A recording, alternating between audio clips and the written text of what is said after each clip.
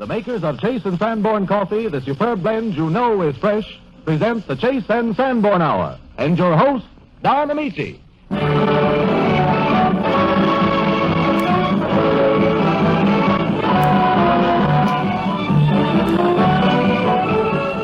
This is the Chase and Sanborn Hour, and this is Don Ameche with hearty greetings from us all. From Nelson Eddy, from Edgar Bergen and Charlie McCarthy, Dorothy Lamour, and Robert Armbruster. We all join in extending a warm welcome to the Stroud Twins, Clarence and Claude, two young men with a new and fresh comedy style. And we take very real pride in having as our guest today the screen's popular idol, Clark Gable. Oh, Mr. Ameche. Now, what is it, Charlie? Did you say Clark Gable? That's right, Charlie. Let's both take a vacation. No. Too much competition for you, Charlie? Well, no. Bring it on. We hope that you'll enjoy our show and that we can count you all as our friends and, of course, friends of Chase and Sanborn.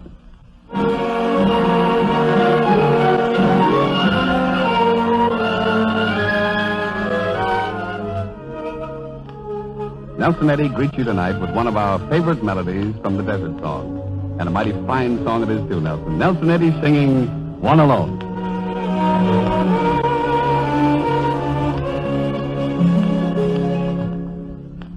Lonely as a desert breeze, I may wander where I please, yet I keep on longing just to rest a while, where a sweetheart's tender eyes take the place of sand and skies, all the world forgotten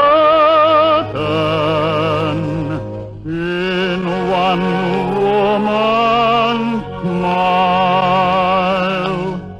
One alone to be my own, I alone to know her caresses, one to be eternally the one my worshipping soul possesses. At her call I'd give my all my life and all my love and viewing.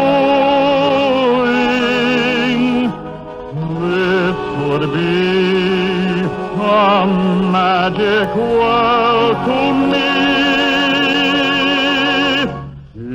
if she were mine alone.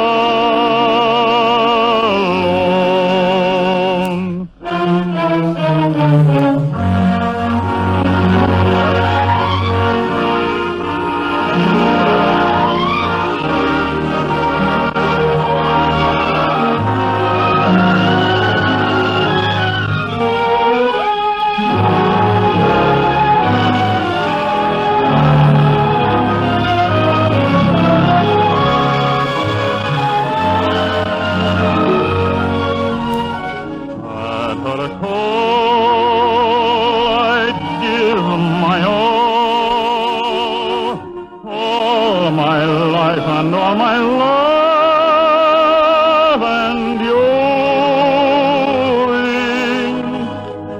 this would be a magic world to me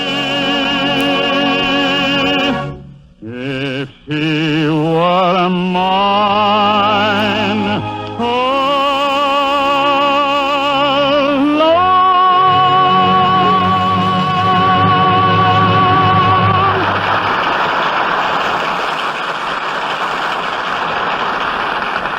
The vigorous, adventurous life of the sea is the background for Nelson Eddy's next song. It tells of the days of old when pirates roamed the seven seas and the bold, bad mate of Henry Morgan had to have his swig of rum to get excitement out of life. Nelson Eddy singing Deems-Taylor's Robust Saga of the Sea, Captain Stratton's Fancy.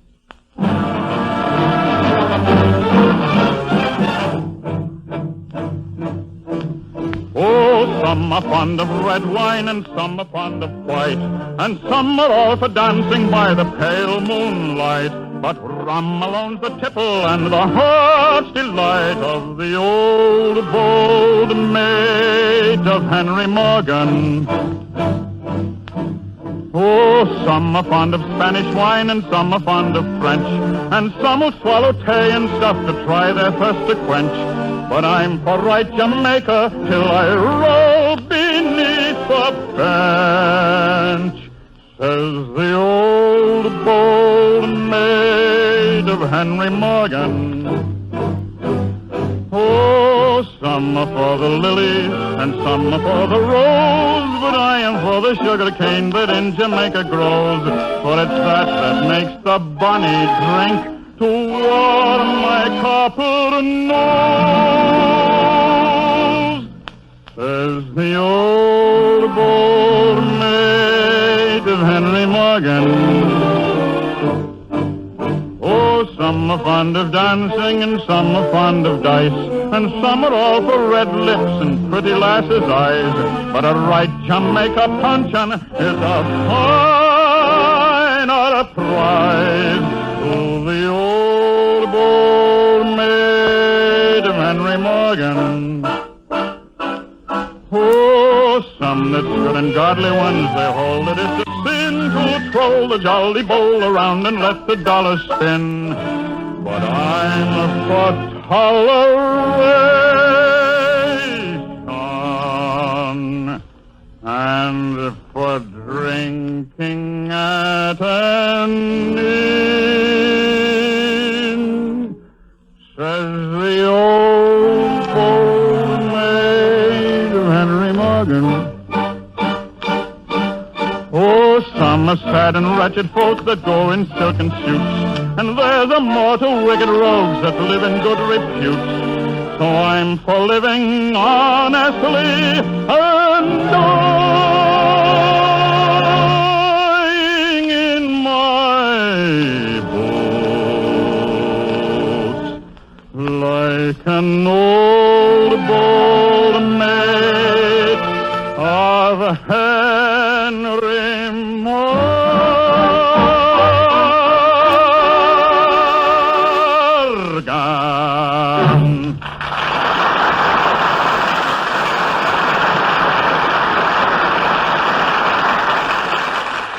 Thanks, Nelson. You certainly painted a clear picture of those swashbuckling pirate times. Ah, those were the days. Yo-ho-ho, you said it, matey. No one around like that bold, bad mate of Henry Morgan today, is there? No, but today we have to watch out for that little bad boy of Edgar Bergen. So you're right, Nels. Look at him. Look at that wicked glint in his monocle, will you? Shiver me timbers. He must be planning to make Edgar Bergen walk the plank again. What's your playmate up to this time, Edgar? Well, I'm really not up on that, Don. I've been wrapped up in my studies the past week. I'm studying optometry. Oh, are you serious about it? Well, I am interested in the subject. I even have my ophthalmoscope with me. You got your what with you, Mr. Bergen? Yeah. My ophthalmoscope. Ophthalmoscope? Yes. Oh, ophthalmoscope. Yeah. Well, what does it do? How does it, where do you, why? Why, what? What's it for? What does it do? The what? The thing, why? Why what? The ophthalmoscope, What's in the car? Oh, you mean the ophthalmoscope? Yeah, that's what I mean, yeah. How do you expect me to say it if you can't even pronounce it all?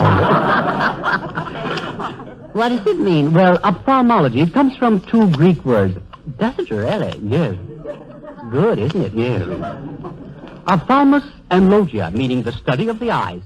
Oh, that is clever. Yes. Oh, I like that. Yes. The gadget looks more like a stroofer. Like a what? A stroofer. A stroofer? Yeah. What's that? Well, it comes from the Latin word yaha. Yeah. Which means to squirt without splashing. Which means nothing. Are you going to be an eye doctor, Mr. Bergen? Yes, well, I will be able to practice if I have to. Uh-huh. One never knows what the future holds. No. Oh, I see. I'm afraid I might walk out on you. Don't worry, I'll stick with you, Bergen. Thank you, Charlie. I don't say that I couldn't do better on my own, but I just couldn't stand to see you going to work now. I see. Yes. That's very nice of you, Charlie. Yeah, I thought you'd like it, yeah. Well, just to be safe, Charlie, I will continue my studying. Oh, you will? Yes. And I might suggest that you do a little more of the same thing yourself. Oh, silly boy. You won't find me wearing myself out studying when there's a chance to go fishing. Yes, that's very poor logic. Yeah. Yes. If I thought more of fishing than of studying, where would I be today? Well, I guess you'd be fishing. Yes, that's right. Charlie, you must learn the habit of study. Well, why, only last night I was up until after midnight studying. You were? Yes. Well, does it take you that long to do your homework? Yes, it does. It really does. You know, to do it right. Yes. It's 11 o'clock before you get out of the movies. Oh, I see. Doesn't leave a lot of time. No. Well, then you didn't do very much studying after all. No. No. No, I guess not. No. Not actually. No, I know. Well, it's bad for the eyes. Yes, I imagine so. Now, there's a thought. Huh? Maybe I should examine your eyes. No. I left myself open for that. Listen, No, please, listen, darling. Just let me... I only want to look at them. You're not going to talk me into glasses. Imagine me in glasses. Yes, How many people do you think are going without glasses today who really need them? Oh, about half as many as you're going to say. Tell me, Charlie, do you ever see spots? Spots? Yes. Yes, I do. Mm-hmm. When I look at spots, Yes. How close do you hold your book to your eyes when you read? Oh, at arm's length? At arm's length. Farther the better. I see. Well, then you need glasses. Well, either that or a longer arm. My right eye is a little weak. That's why I wear the monocle. I see. Then they are bad. No, but you're still good. Still good. I can see the sun on a clear day. Well, that's right. Do you have trouble bumping into things? Yeah, that starts tomorrow. Oh. What does? The trouble. Oh, I see. I bumped into the truant office here today. Oh. Well, I'm concerned with your eyesight at present. Uh-huh. Let me examine your eyes. Now, please, Bergen. One thing I'm sure I got is good eyes. Yes? Yeah, and I'm not even sure of that. No. Well, the examination with the ophthalmoscope will clear that all up. Yes? Now, I want you to just look in this little hole here. In a little hole there? Yes, that's all they have to do. Just look in a little hole there? That's right. Oh, I know. You're going to squirt water on me. No. Just look in the little hole. Uh-huh. The little round hole there. That's right. Uh-huh. I just peek in it. That's right. Oh, I know. Bathing girls? No.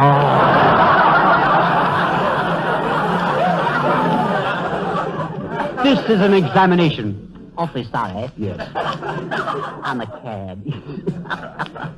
Just look in the little round hole, please. Uh-huh. That's good. Uh-huh. That's fine. I can't see a darn thing.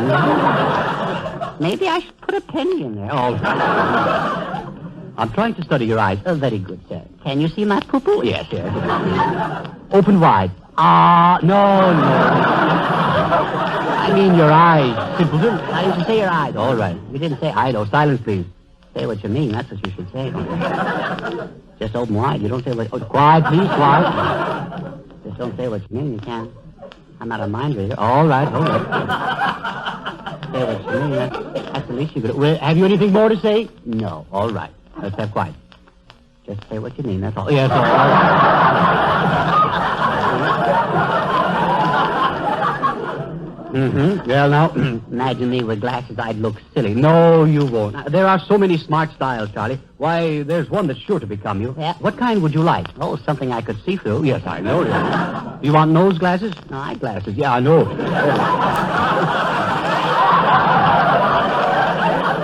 Well, I don't know. Perhaps Oxfords might become you. Oxford? Yes. Yeah, something in a low heel with a tortoiseshell. Well, I've ordered some tortoiseshell rims, but they're a little late in arriving. Well, you know how turtles are. Oh, that's funny. I liked it. Yes. Now, before we go any further, how much would a pair of glasses cost me? That is, if I should buy. Which I won't do, no. Well, I can make you up a very fine pair of glasses for $25. $25? Mm-hmm. Yes. Would I get a little piece of flannel free? Yes. I'll give you a cleaning cloth free. That's nice. That sounds fair. But if you want something really with a gold frame that's very smart, Uh-huh. it would cost you $45. $45, Yes. But I would still get a piece of flannel free. Oh, yes. That's nice, yes. Yeah. Now, of course, I have frames that run as high as $75. $75, yeah. Well, I would still get a piece of flannel for nothing. Oh, yes. Bergen, I think you're trying to make money off me. Charlie, rather than have you think that, I would give you a pair of glasses for nothing. You would? Yeah. Would you give me the piece of flannel? I think if I'm giving you the glasses free, that's quite enough. Oh, I knew there was a catch in it. Yeah. Isn't it more important to have free glasses than free flannel? You mean a flannel free flannel friddle, all fiddlesticks.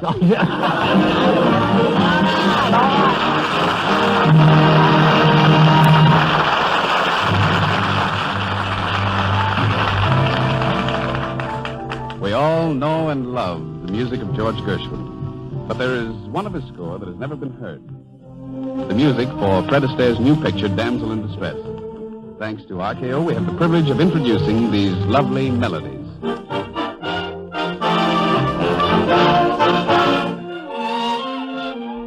Dorothy Lamour sings the first one, George Gershwin's Foggy Day.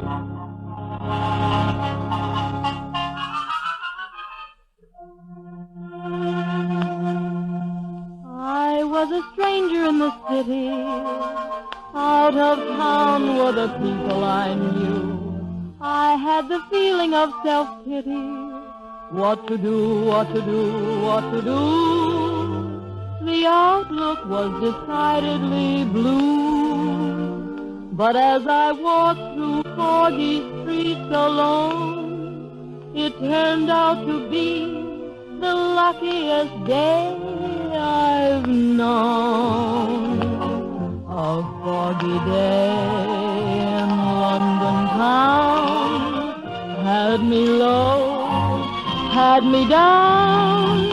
I viewed the morning with alarm. The British Museum had lost its charm. How long, I wondered, could this thing last? But the age of miracles hadn't passed. Suddenly I saw you there, and through foggy London town the sun was shining everywhere.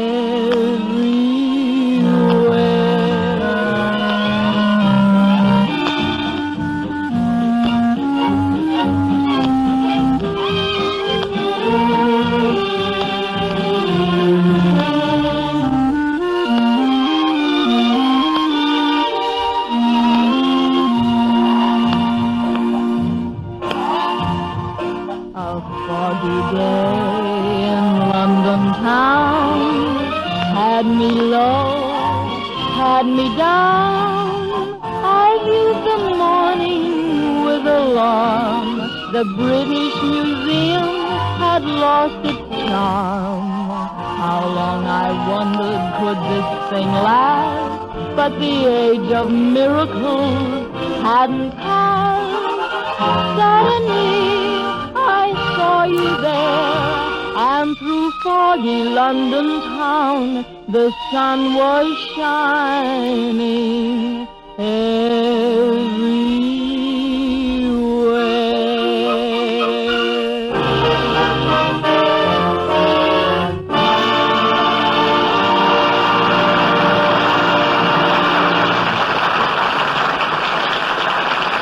And now here's news of tremendous interest.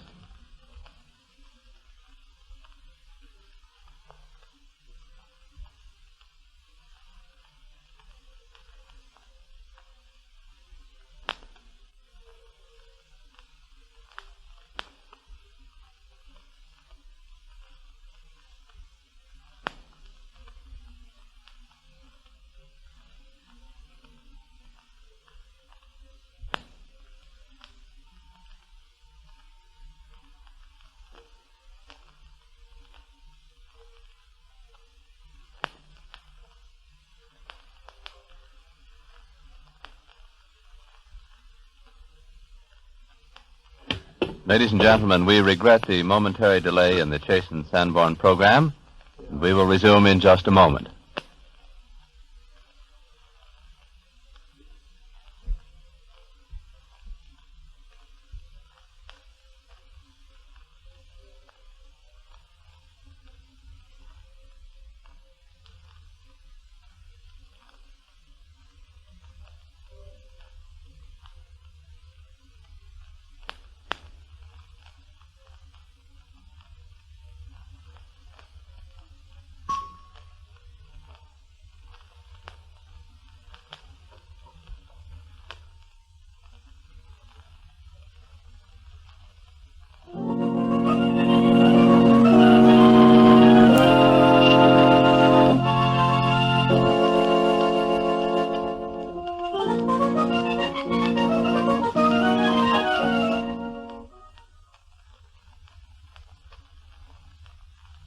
test pilot.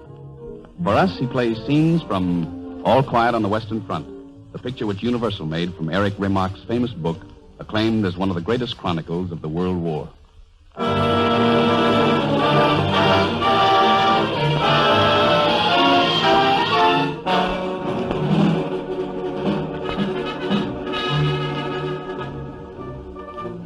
All Quiet on the Western Front, with Clark Gable as Franz and Don Ameche as Paul, two young German soldiers. The scene is a dugout in the front-line trenches on the Western Front. It is a summer evening in 1918. The sound of muffled cannon on another sector drifts into the dugout where Franz and Paul are cooking a goose that Franz has stolen. Isn't it cooked yet, Franz? It takes a long time to roast a goose. Here, Paul, you basted a while. Where's Carl? I left the dugout a while ago. Poor kid, he's scared stiff. You know, it's kind of tough on these new recruits. Listen to the old veteran. Oh, I remember when we first came up to the front, we were scared to death, too. When we first came in. Gosh, we were young then, Franz. Wonder what'll happen when we go back. I don't know. When I think about it, when I hear the word peacetime, it goes to my head. If it really came, I think I would do some unimaginable thing. Something worth having lain here in the mud for. 4 years of shells and bombs. Man won't peel that off as easy as a sock. Why don't they make an end of it? Hello? Oh, hi, Carl. You're just in time. Say, what are you doing with those cherry blossoms? There was a tree in the orchard back there a ways. We have a big orchard with cherry trees at home. When they're in blossom from the hayloft, they look like one single sheet, so white. It's just the time. You little fool. You might have been picked off by some sniper. Here, come on. Get your food. Smells wonderful. Goose. Say, it's done now, Franz. Yeah, grab a piece. Hey, what's the matter? It makes me think of home. My mother always cooked goose on my birthday. Oh, but never one as good as this, Carl. Go on, get your mess plate. Where did you get a goose? We've had nothing but turnips for so Oh, long. I did a bit of foraging. It's a gift with Franz, finding food. He was left in the middle of the ocean on a raft. He'd shoot a bear within half an hour and serve it up with mashed potatoes on a white cloth. Say, what's the matter, Carl? What was that? Franz, what was it? Oh, just a 12-incher. You'll soon learn the difference. Sure. They're closer. Come on now, buck up, Carl. They're just beginning to wake up over there, but they haven't got our range yet. That gave you a fright. Well, it was only a nose cap. Landed in the bushes behind us. Franz, I'm scared. I want to go home. I didn't know I was such a baby. Every man's a baby when he first comes out here. 2 more days make a week, kid. And then you can say you've been under fire. Here we go again. Oh, come on. You'll get used to it, Carl. Yes, this may go on for hours. Here, come on. Come on now. Eat your goose. I can't. Now, take it easy, Carl. Take it easy. I can't stand it. Leave me alone. Carl. Let me out of here. Carl. Let me out. Grab him, Carl. Carl! The young fool is climbing out of the trench. Carl, what's the matter? Is he hit? It's all right, Carl. It's all right. We've got you now. Easy, Paul. That's it. Where did he get you, Carl? I don't know. I didn't see it. Here, let me look. Wet his face from your canteen, Paul. All right. Oh. The whole joint's gone. I'll get a stretcher. Oh, don't go away. Stay with me. He's fainted. Yes. He's numb now, but in an hour he'll be screaming with pain. And days before he dies. Such a kid, Paul. Such a kid. Oh, God. This is Carl Kendrick, 19 years old. And he doesn't want to die. Please don't let him die. Buck up, Paul. Maybe he's better off than we are. Franz, he's from my hometown. I'm going on leave next week. I'll have to see his mother. I'll have to tell her.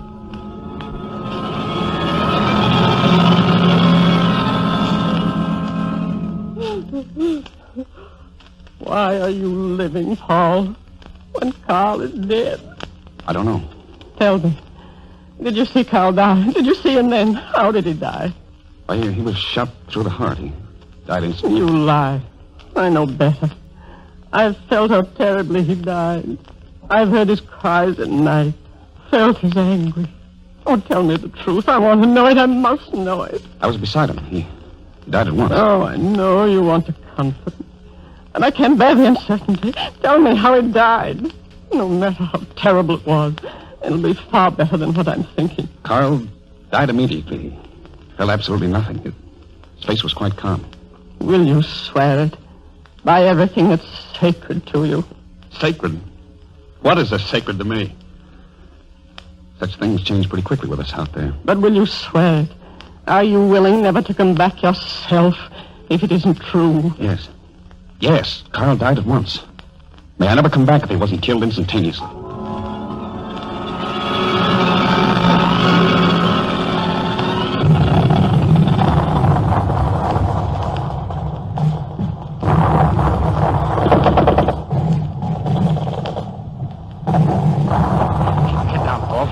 Sure picked a good shell hole. Boy, I'm up to mud. You think he's glad you're alive after that retreat?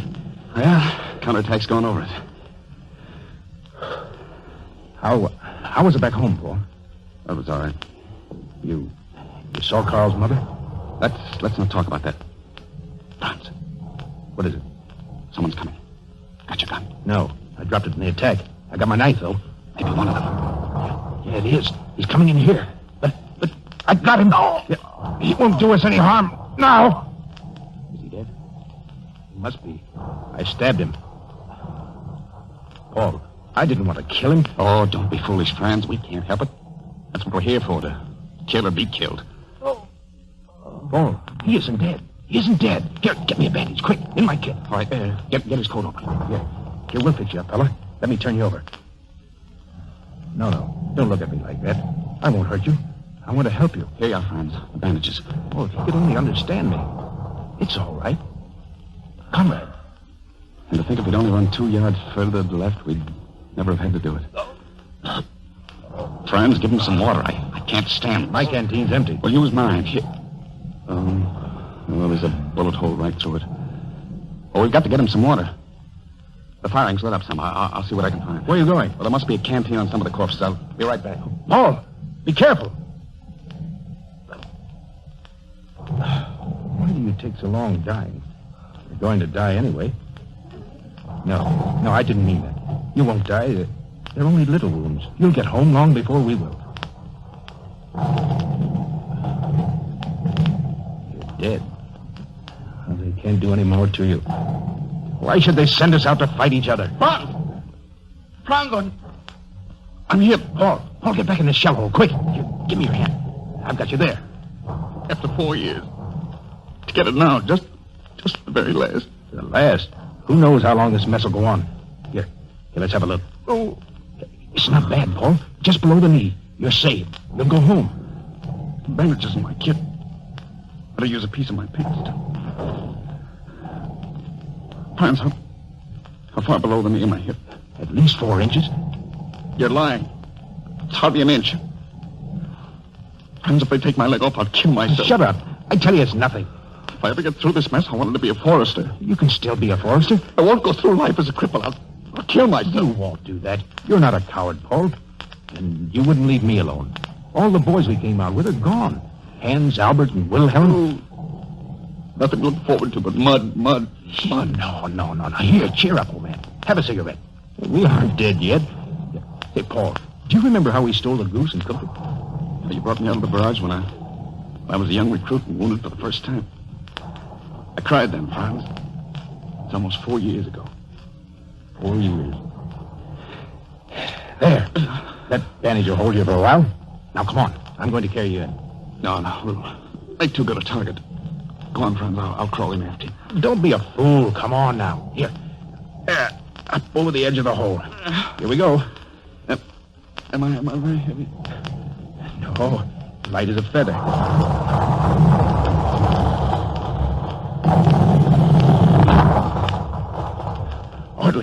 Orderly. Get a stretcher. What have you got? Paul, he's wounded in the knee. I brought him in. There, let me help you lay him down. Easy. You might have saved yourself the trouble. He's dead. Dead? It can't be. He's just been hit in the knee. He's fainted. He's stone dead. Splinter must have got him in the head while you were carrying him. Dead? Paul. 4 years of hell, and I'm still alive. Alone.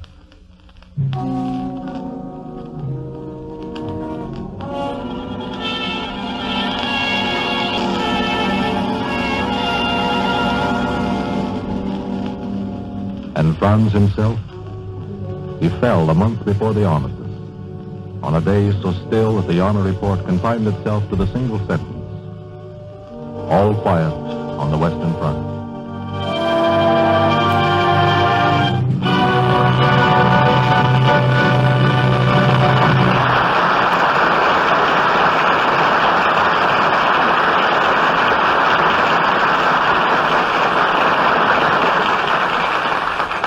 Thanks, Clark Gable, for your fine performance of Franz in All Quiet on the Western Front, the famous Eric Remarque story of the World War.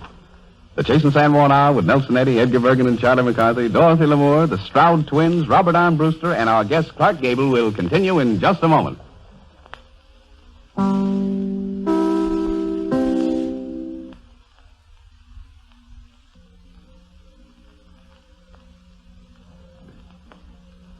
Ah, Gable. What an actor. What a hero. What a man. Huh? You're right, Charlie. Huh? Yes, there's one man who deserves his reputation. He's handsome, talented, he's suave, and a real man's man. Oh, let's not talk about me. Let's talk about Gable.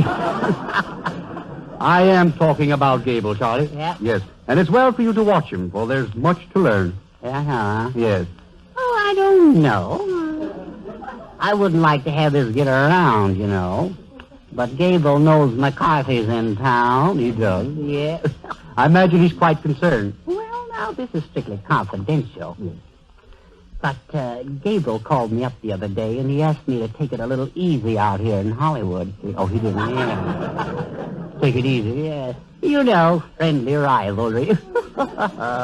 Yes, I know. And what was the outcome? Well, I promised him I wouldn't wear a turtleneck sweater, and he promised me he wouldn't wear a monocle. Oh, I see.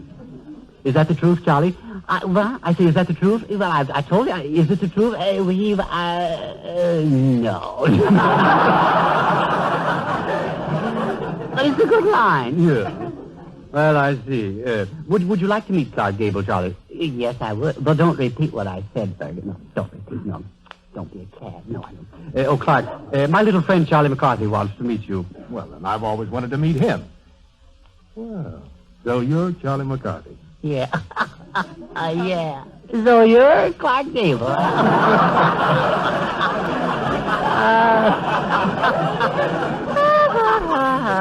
Well, I'm Edgar Bergen. So what? You know, Mr. Gable, I've written a poem about you. You have, Charlie? It should be good. It should be, but will it? Oh, I'm sure it will. Well, here's his. When girls are born, they start to talk as soon as they are able. And the first 3 words they ever say are Mama, Papa, Gable. Say, that's quite flattering, Charlie. Mm-hmm. Thanks. Now, I'll try to return the compliment in rhyme. Claudette, Carol, Sonia, Madge, Miriam, Joan, and Dorothy. What's the difference? What the name? They all love McCarthy. Yeah, McCarthy. You strained yourself a little there, I think. Well, what did Keats's jelly have that we haven't got? Well, rhymes for one thing. You know, Charlie, we should be great friends. Yeah, we should. Even though we are competitors. Competitors? Well, yes. Why, Charlie, I couldn't hope to compete with such a great lover as you. No? Well, that's true. I am... Oh, of course not. Well, now, what I mean is Yes, I know what you mean. Oh, you do? Yes. Well, I'll have to be more careful next time. Oh, no, frankly, Charlie, I admire you. Uh-huh. You admire me? Yes. Oh, I'm not so much. Well, there's something about you. I don't know what to call it. Well, you really couldn't call me very handsome, could you? No, I couldn't. But I mean, yeah, well, of course, now, I mean, you... Yeah, I know what you mean. Well, then I'll have to watch myself from now on. No, strictly, between us, Charlie, to what do you attribute your great success as a Casanova? Will you tell me? Well, now, I really... Come on, Charlie. Oh, I don't know. Come on, you can be frank with me. Yes, I know, but does Gobble tell Dietrich?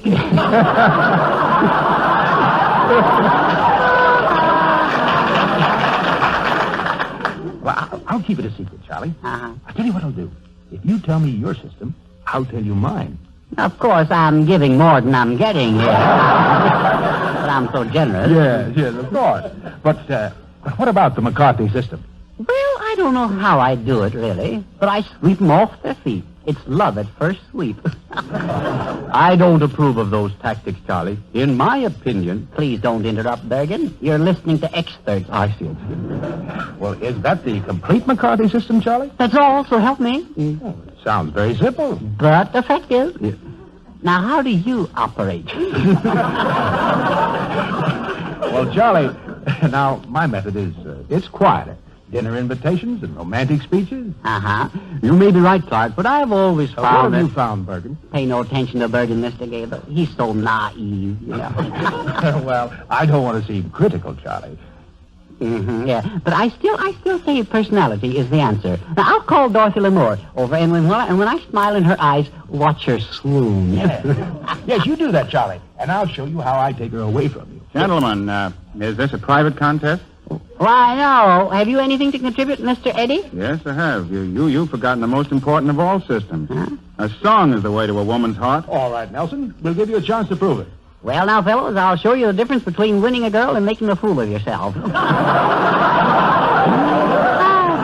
Dottie. Yes, Charlie. Mr. Eddy has something to say to you. Dorothy, do you enjoy the old love songs? Yes, I do, Nelson. I think they're beautiful. Well, I have only this to say. Just a song at twilight when the lights are low. That's very lovely, Nelson. But don't strain your voice. Oh, may I sing the rest of it to you when we go out this evening? I'm sorry, Nelson, not this evening. What do you do for an encore, Nelson? Why don't you mail her a copy of the song? All right, batter up. Mr. Gable next. Dorothy, your eyes are alight with the dark beauty of the ages. Thank you, Clark. You walk like a goddess. Come down amongst men. Thank you, Clark. Will you join me for dinner tonight? No, thank you, Clark, not this evening. The score is nothing to nothing. And it's the last half of the ninth. Home run McCarthy coming up. Dottie, darling. Yes, Charlie, dear. Tell the gentleman why you wouldn't go out with him this evening. Because I have a date, Charlie, darling. With Edgar Bergen. Wow.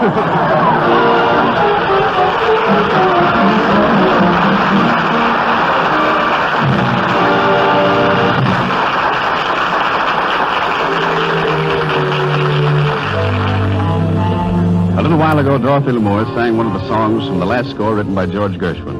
I'm going to have the pleasure of introducing another song from the same new picture, Damsel in Distress.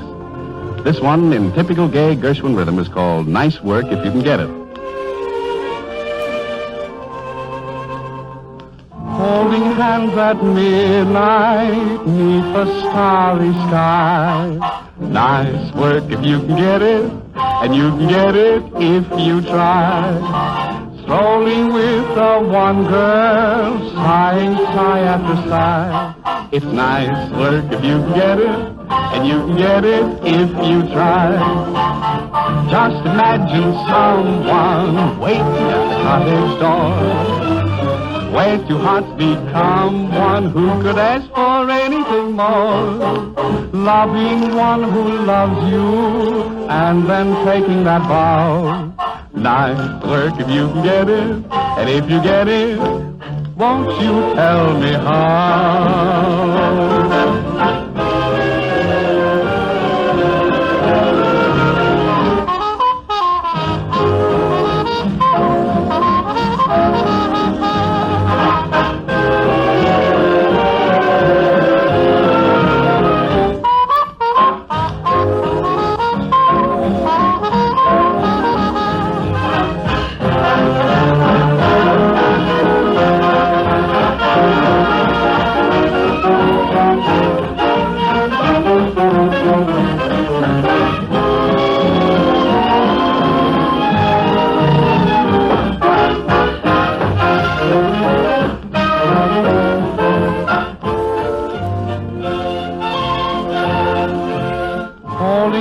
At midnight, 'neath the starry sky.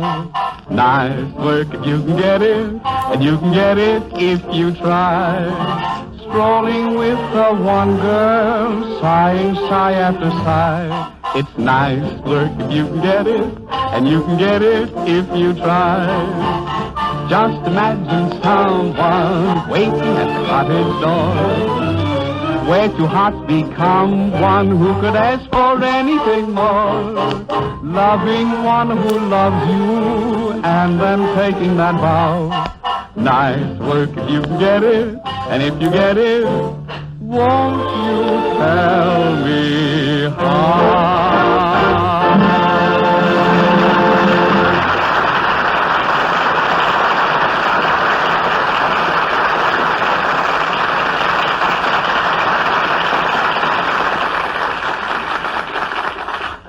It is always a pleasant privilege to spread the welcome mat out for newcomers to our Chase and Sanborn Company.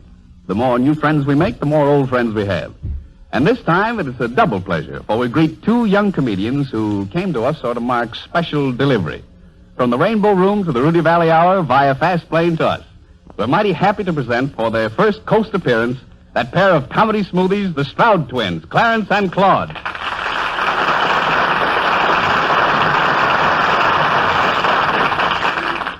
Well, here we are. This is our initial broadcast on the West Coast, and I can assure you it's a decided pleasure being in California in such congenial company. It's really transporting to appear on the same show with such distinguished celebrities and a program of this magnitude. It's really thrilling and inspiring. Don't you feel enthused? Why? Well, you just arrived. There are many things of interest here. Oh, there must be something to it. Well, there certainly is. It's world famous. Hollywood is the home of motion pictures. There's a lot of color and glamour. That should mean something to you. I'm happy out here. I'm happy about the whole thing. You're happy about the whole thing. Well, don't forget you have to be good to remain in Hollywood. You have to be... I say Hollywood is very critical. You have to be... New York is critical, too. Yes, I know. Yeah, that's why we're out here. Well, personally, I prefer it here. The weather is so nice in California. The climate is warmer. I find it an agreeable change. It's very salubrious. Salubrious. Yeah. There is a difference in temperature. The air is considerably warmer. You like the warm air. I say, do you mind the hot air? No, you can keep on talking. Well, you had a nice trip out here by plane. Some people never have the opportunity of flying across the country. Wasn't it beautiful when you came up over the mountains? When you came up over the... Oh, I came up. Oh, you came up. Well, at least you are here, and we have a splendid show. Nelson Eddy, did you hear him? He's really incomparable. You must like him. No, I like the songs, all right. You like the songs? Yes, but I didn't care so much for him. Well, he's very gifted. There's nothing personal about it, is there? No, I just don't care for him. Edgar Bergen, he's very clever, isn't he? Is he? Well, of course, you know what he is. He's a ventriloquist. You know what a ventriloquist is, of course. A ventriloquist. Well, let's just assume that I do and get along with it. Well, let's don't skip over it lightly. It's quite a feat. A ventriloquist is a man who throws his voice. It's really an achievement. What do you expect?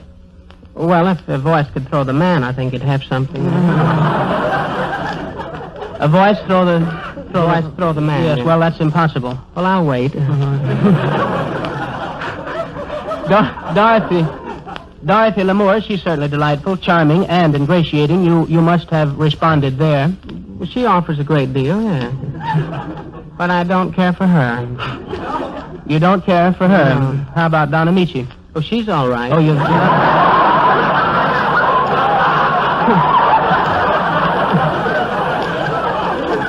You don't seem to understand. Don Ameche, Don is our host. When does he serve? Well, I didn't mean that literally. I mean he's our host. You certainly, of course, you can't overlook the excellent acting of Clark Gable. Who? Clark Gable. Gable, oh yes, Clark Gable, yeah. Well, he has contributed some superlative performances to the cinema. He is really magnificent. Oh, he tries. He tries. Not only does he try, but he has succeeded admirably. He is one of our most celebrated actors. Oh, he's good. He's good. He's getting along in spite of my opinion. I just don't like him. I like you, though. You're very good. Well, thank you very much. I endeavor to do my best. I'm at least conscientious, and I'm glad that you observed it. Well, you do very well. You have a nice manner about you. You're not too offensive. I'm not too offensive. Well, at any rate, I think you should be more cheerful about California for sentimental reasons. You are a USC man. You're an alumnus. You're an honor student. I understand that you are a Phi Beta Kappa man. A Phi Beta Kappa.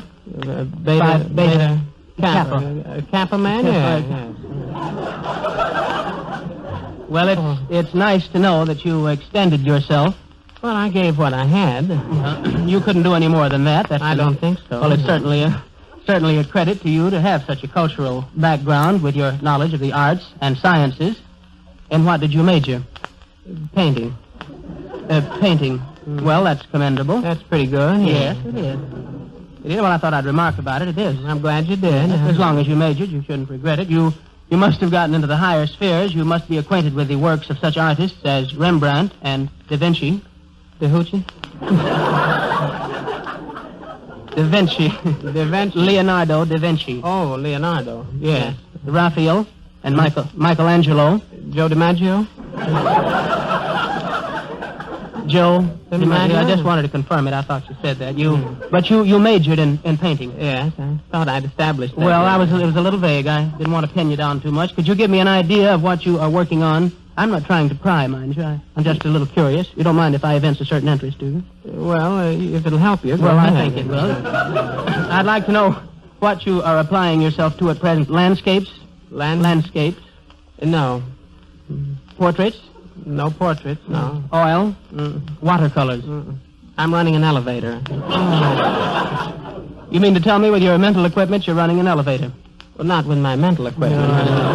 Just running it the ordinary way. Oh, just the ordinary way. Well, that's what I mean is, with all your education, all you do is run an elevator to the top of a building.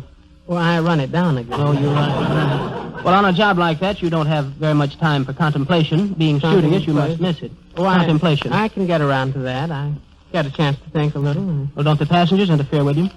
Oh, I don't have any passengers. Well, you don't have any? No, it's just the elevator and me.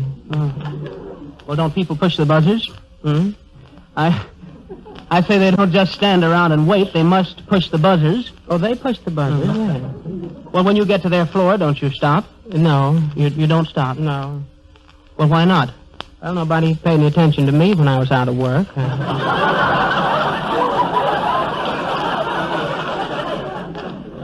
Well, when did you take the job? This morning. Oh, you took the job this morning. Well, it's a wonder you didn't get your notice this evening.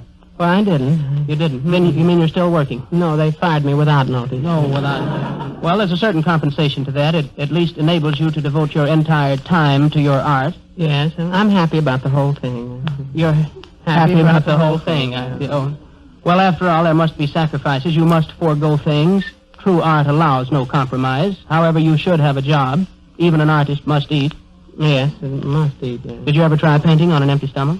No, only on canvas. But I'd like to try it sometime. During your course in college, you didn't study anything other than painting. I mean, you didn't restrict yourself. You must have pursued other things. Oh, yes. Blondes. Well, I mean in the way of studies. They were in the way of studies. Oh, they were in the way of studies. Well, what I mean is subjects like psychology and botany and chemistry and astronomy. Chemistry, yes. Chemistry. Advanced chemistry? Well, I think so. I mixed dynamite. Well, it's a very complex study, chemistry. Did you get any results? Did you get any? Well, I blew up the laboratory. Oh. What did the professor think? Well, we haven't found him yet. He was a nice old fellow, though. Well, you don't mind if I... We all loved him. Oh, you all... Excuse me, I don't want to interrupt your trend of thought, but by now I do hope that you feel being on this program has been stimulating. Well, What I mean is, these few moments have been spent pleasantly. What I'm trying to convey is that being here has not been a source of displeasure. No, I'm not depressed. Then you're not in any way dispirited. No, I'm not really despondent. Then you really haven't minded being here. No, I'm happy about the whole thing.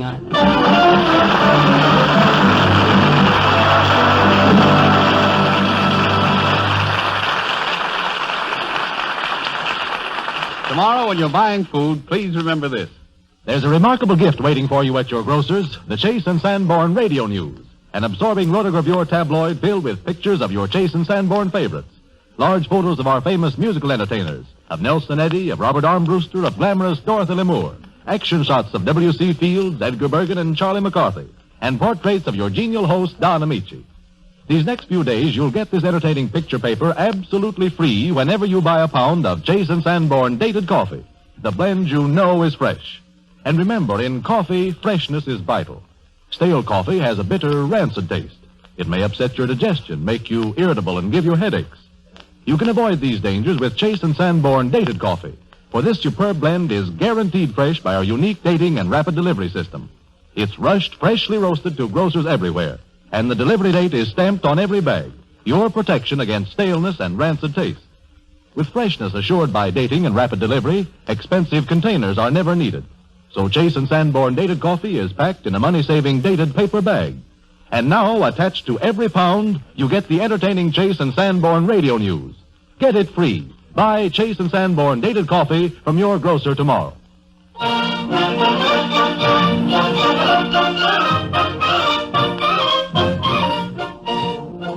Nelson Eddy sings the brilliant Brindisi from Thomas' opera Hamlet, the colorful drinking song which Hamlet sings as he turns to wine to drive away the sadness in his heart. Nelson Eddy singing the Brindisi. Oh, vin dissipe la tristesse qui pèse sur mon cœur. À moi les rêves de l'ivresse et le rire moqueur. Oh, liqueur enchanteresse verse l'ivresse et l'oubli dans mon cœur. Douce liqueur,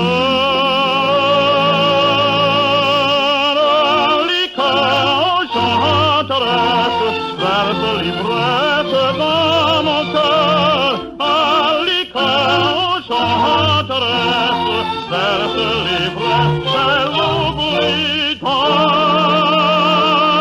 mon cœur.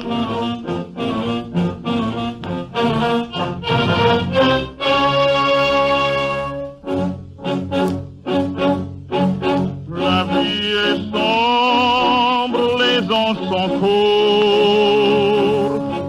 De nos beaux jours, Dieu sait le nombre.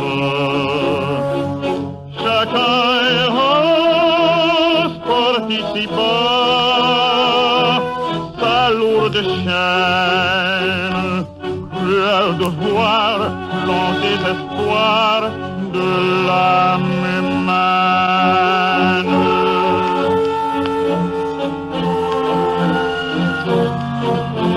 Loin de nous, noirs présages, loin de nos noirs présages, les plus sages sont les fous.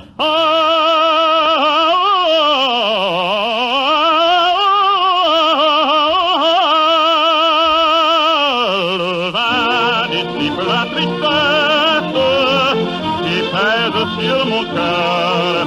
À moi les rêves de l'ivresse.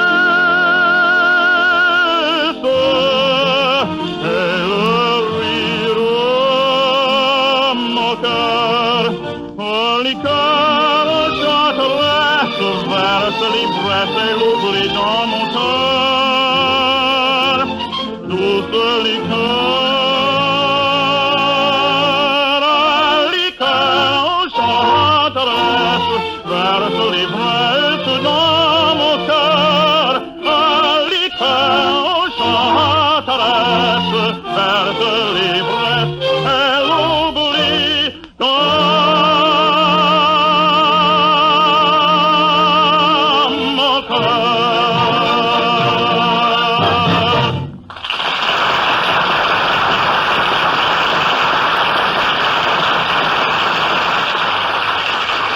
Nelson Eddy's next song, there is a simple majesty as it tells in soaring melody The story of a man whose feet were in the freshly turned earth, but whose head was in the stars.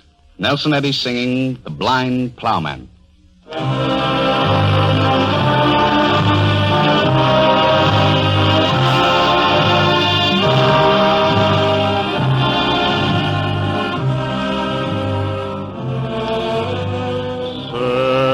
My hands upon the plough, my feet upon the sod. Turn my face toward the east, and praise be to God. Every year the rains do fall, the seeds they stir and spring. Every year the spreading tree shelter birds that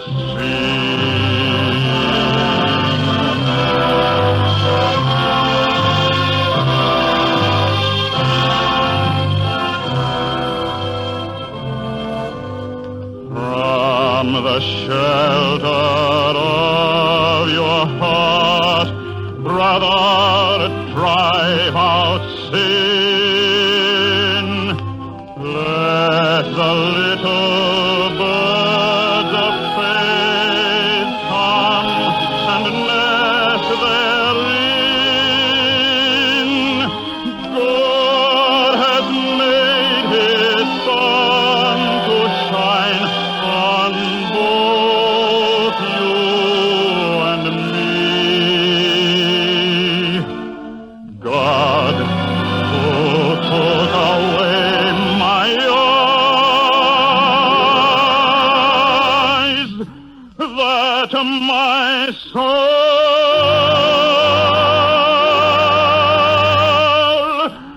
might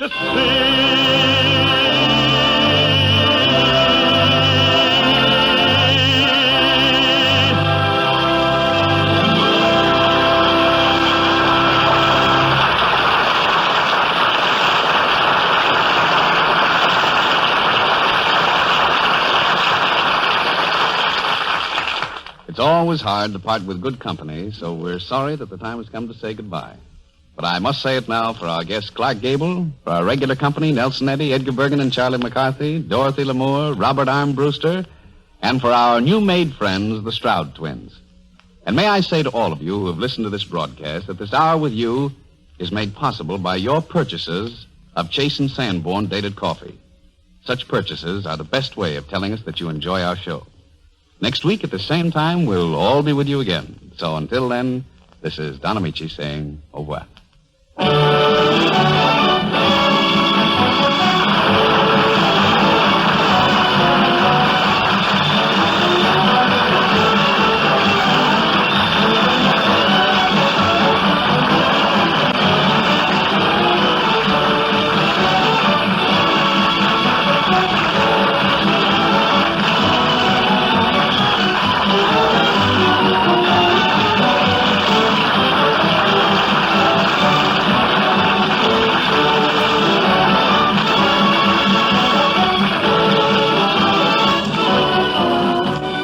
This is Carlton Cadell speaking for Chase and Sanborn.